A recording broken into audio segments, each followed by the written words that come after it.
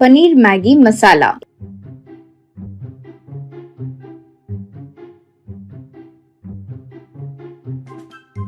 एक दिन विशु अपने दोस्त चंदू के घर आया। चंदू के पास आकर विशु बोला, अरे उस दिन जब मेरी बेटी तुम्हारे घर आई थी तो तुम्हारी बीवी ने पनीर मैगी मसाला बनाया था, सुना बहुत स्वादिष्ट बना था बोली। यूँ कहा चंदू। मेरी बीवी ये सब कब बनाएगी, वो भी बहुत स्वादिष्ट। तुम घर आ रहे हो सोचकर मैं ही उस चाइनीज रेस्टोरेंट में गया और उसे लेकर आया। क्या तुम्हें वो इतना पसंद आया? चलो उस पते पर चलते हैं। कहकर वो विशु को लेकर जहाँ वो पनीर मैगी मसाला बना था उस दुकान पर गया। वहाँ जाकर देखा तो वहाँ नहीं था, वो दुकान बंद था। विशु अब क्या करे, दुकान तो बंद हो गई। मेरी बेटी को पनीर मैगी मसाला चाहिए क्योंकि उसका जन्मदिन है। यूँ कहा तो चंदू, तो चलो एक काम करते हैं, किसी तरह हम लोग ही मेहनत करके वो बनाते हैं। अगर वो ठीक निकला तो ठीक, वरना मेरी पत्नी पर इल्जाम डाल देंगे। यूँ सोचकर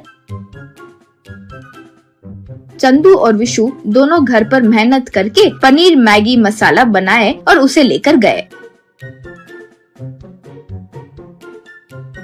जैसे ही उसे मुंह में डाली, विशु की बेटी गौतमी बोली, यक, ये क्या है? ये तो बहुत खराब है। क्या इसे कोई पनीर मसाला कहते हैं? यूँ बोली। विशु को समझ में नहीं आया कि क्या करे। उन्होंने सारी बातें बताई। विशु, पिछली बार भी आंटी ने नहीं बनाया था, वो बाहर कोई चाइनीज रेस्टोरेंट से अंकल लाए थे, वही हमें दिया था। यूँ कहा। गौतमी बोली, फिर आप लोग उस रेस्टोरेंट में जाओ और वो पनीर मैगी मसाला ले आओ। यूँ बोली। विशु ने कहा, वो भी हो गया। वहाँ जाकर देखा तो वहाँ दुकान नहीं थी, बंद है। तब गौतमी बोली, फिर मुझे नहीं पता अब क्या करोगे। वो पनीर मैगी मसाला बनाने वाले को यहाँ पे बुलाओ और मेरी शादी उससे करवा दो। यूँ बोली। जैसे उसने ये कहा, चंदू चकित रह गया। वो वहाँ से बाहर आ गया।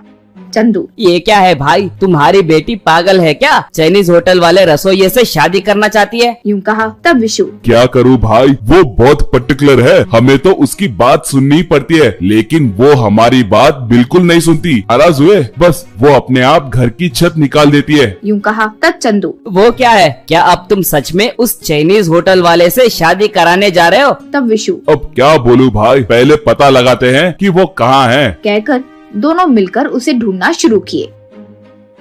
जैसे ही उन्हें वो मिला, वो चाइनीज तो नहीं था, उसका नाम श्रीकांत था। विशु, भगवान का शुक्र है हम बच गए। ये चाइनीज तो नहीं है, हमारे यहाँ का ही है, वो खाना पकाने में विशेषज्ञ है। यूँ कहा। तब चंदू, वो तो ठीक है, अब उससे शादी कैसे करवाएंगे? यूँ कहा। तो विशु, चलो मेरे पास एक विचार है।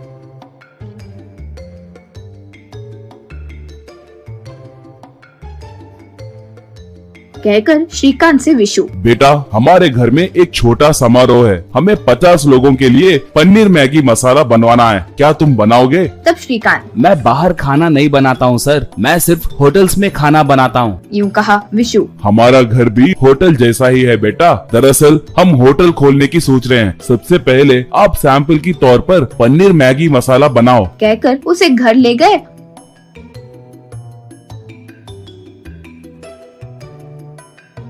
और उससे पनीर मैगी मसाला बनवाए।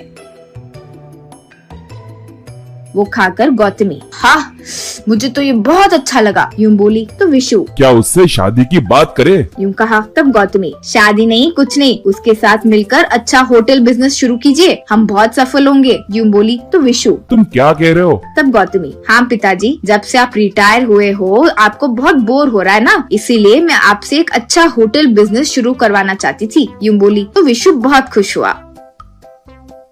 उस दिन से उनका पनीर मैगी मसाला होटल बहुत सफल होते गया।